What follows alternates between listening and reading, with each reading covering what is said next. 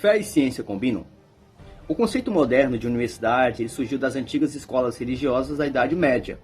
Essas instituições eram chamadas de universitas, termo latino que remete ao coletivo de seres ou de coisas que constituem o todo.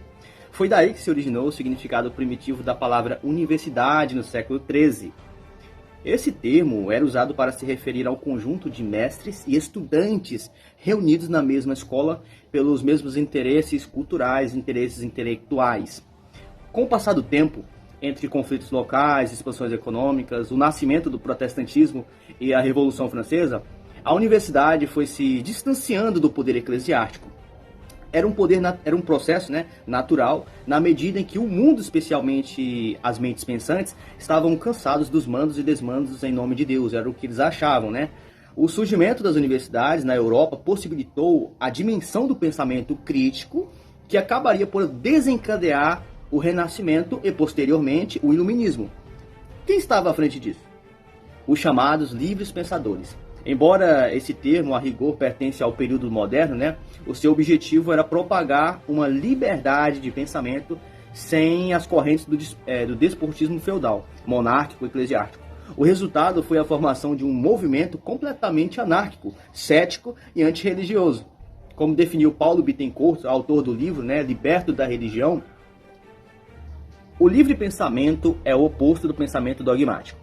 Logo, nada pode ser mais incompatível com o livre pensamento do que a crença religiosa, pois em nada há mais dogmatismo do que na religião. Só livres os pensadores são pessoas verdadeiramente racionais. Seus ceticismos não as deixam a serem engodados por nenhuma ideologia. Não acreditando em coisa alguma desprovida de evidências, livres pensadores são imunes também a todo e qualquer tipo de superstição.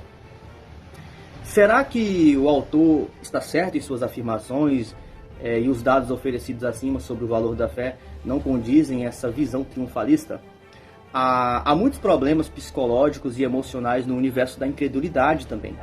E se os números podem falar alguma coisa, o que dizer dos dados apresentados no livro do Baruelli sobre os mais de 100 anos do Prêmio Nobel, no qual menciona que todos os ganhadores, desde 1901 a 2007, nessa obra, que ele fala que 89% dos laureados, eles eram fiéis a uma religião, enquanto 10% eram ateus, ou livres pensadores.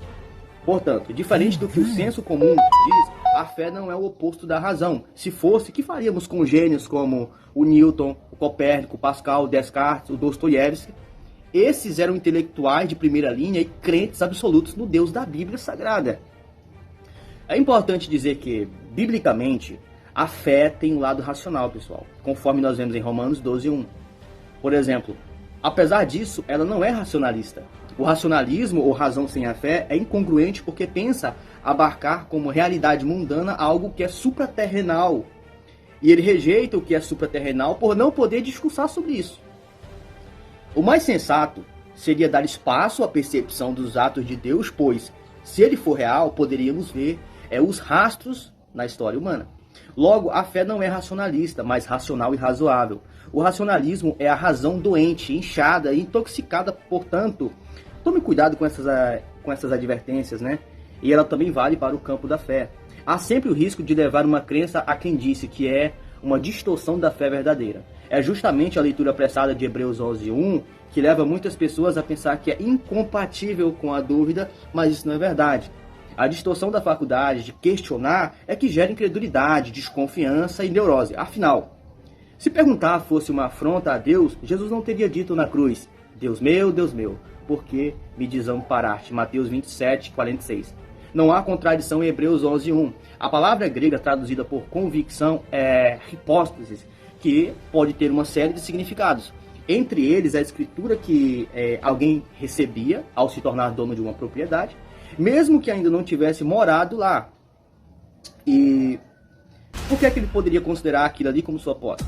Porque a assinatura e o timbre do documento garantiam o seu senhorio. Em Hebreus 11 fala de homens e mulheres que morreram sem ver o cumprimento das promessas divinas, mas que ainda assim creram nelas, pois conheciam o autor daquele que as fez.